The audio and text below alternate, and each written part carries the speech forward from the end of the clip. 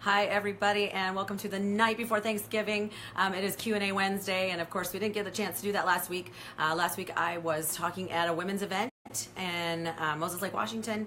It was awesome. It was really, we were there to benefit and empower other women. And so, of course, it was right smack dab in the middle of my time that I usually do Q&A Wednesday. So tonight, actually, I have a really great topic. All my topics come from my clients and things that people ask me pretty regularly, and have a great little gal in Las Vegas that has really been struggling with something, and so I told her, I said, you have inspired me. So really quick, I had some comments last week or last time I was on about the Christmas tree behind me. I'm just going to tell you, normally I'm the one who's going, I don't want to talk about Christmas yet, and this time I'm the first one to have stuff up in the house, and honestly it's just because, of course, I'm starting to talk about the holidays and how to make it through the holidays in a healthy way. I'm super excited.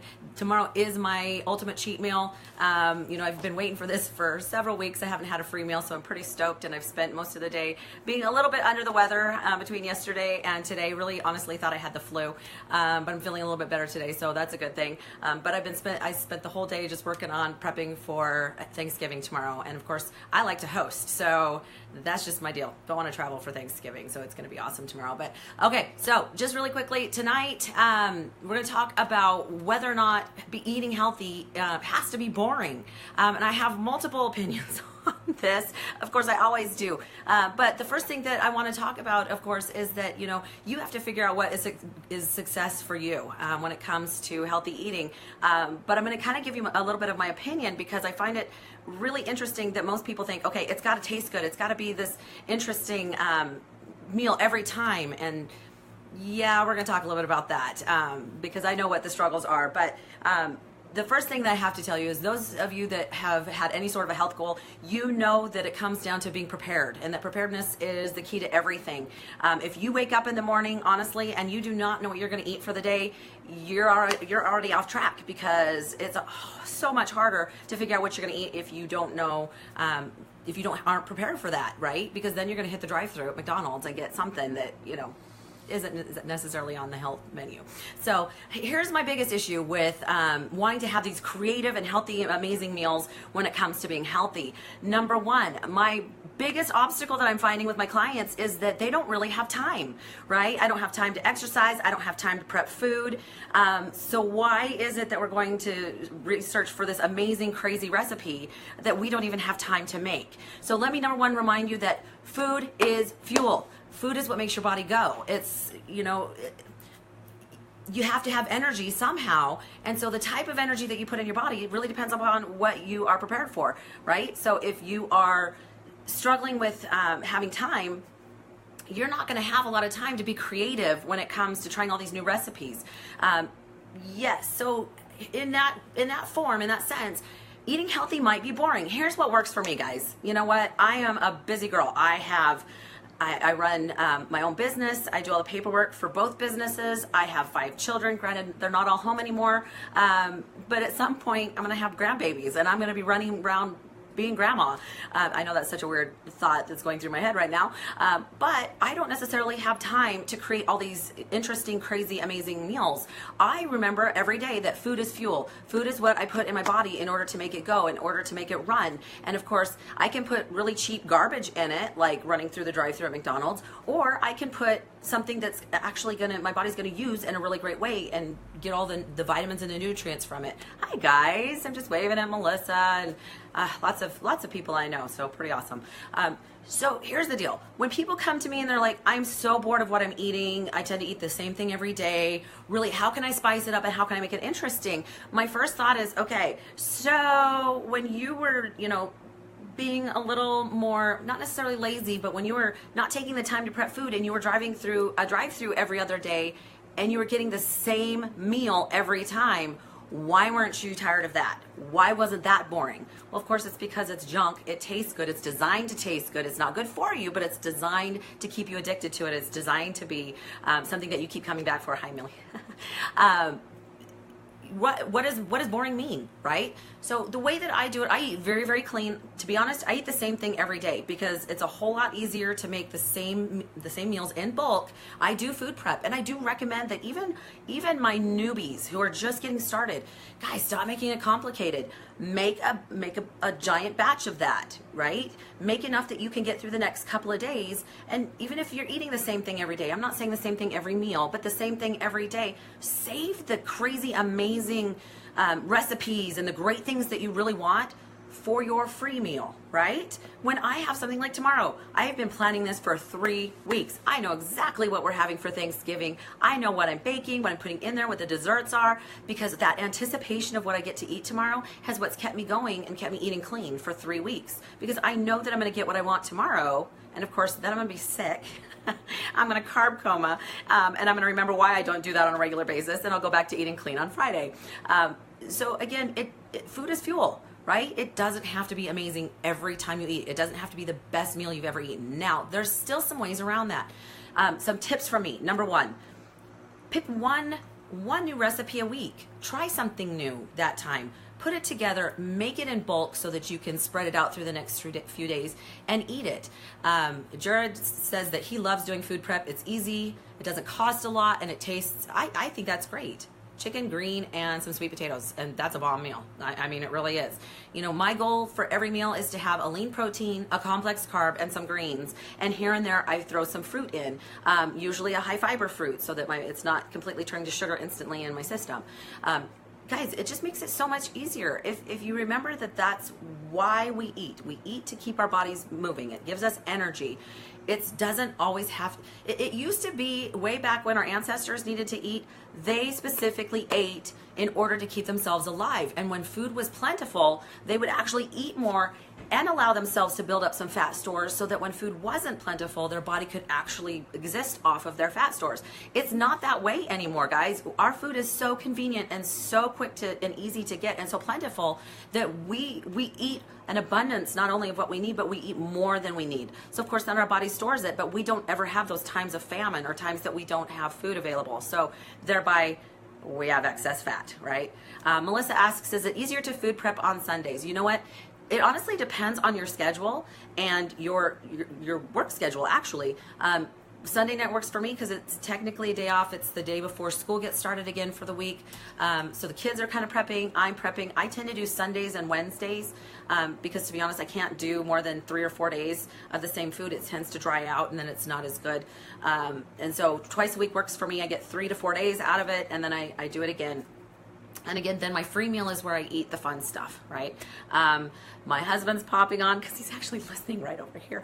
And he says he likes prepping twice a week. You really have to kind of do what works for you. I have a client that actually does everything in advance and then freezes all of his meals. So the night before, he just takes them out of the freezer, and that works. And Adrienne says that Sundays and Wednesdays work for her too. So a couple extra thoughts that I have. Make sure I cover everything. So for those of you who need a variety, like I said, there's lots of options. You can go online, Pinterest. Just make sure that you're plopping everything into MyFitnessPal and double checking to make sure that you're not over your macros or your calories or your sugars. That's where I tend to have the biggest problem. Honestly, if you just primarily cut out processed food, you're going to have a better option and a better start than most people anyway. Be careful with using MyFitnessPal is a whole version of If It Fits Your Macros. The only reason I don't like the diet called If It Fits Your Macros is because a lot of people use that as a loophole. Hey, ice cream fits my macros. And it's full of sugar. So again, you can't get where you want to go by utilizing all of the loopholes that are available to you. It's about eating clean and eating the right amount of macros depending on what your goals are, right? Someone who's trying to lean out versus somebody who's trying to run a race, their macros are not going to be the same, right? Because one person needs more fuel and one person's trying to burn fat as fuel. So that does make a difference. So there was an article that I just read online this evening about why health food should be boring, why boredom should exist. And again, I kind of have my own take on that, but here were the tips and here were the biggest reasons why eating healthy can be boring and probably to some extent should. Number one,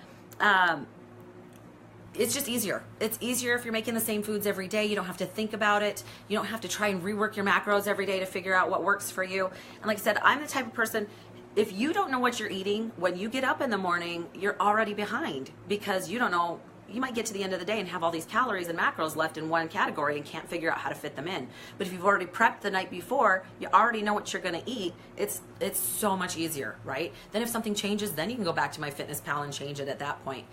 Number 2, there are health benefits when you're eating consistently that way.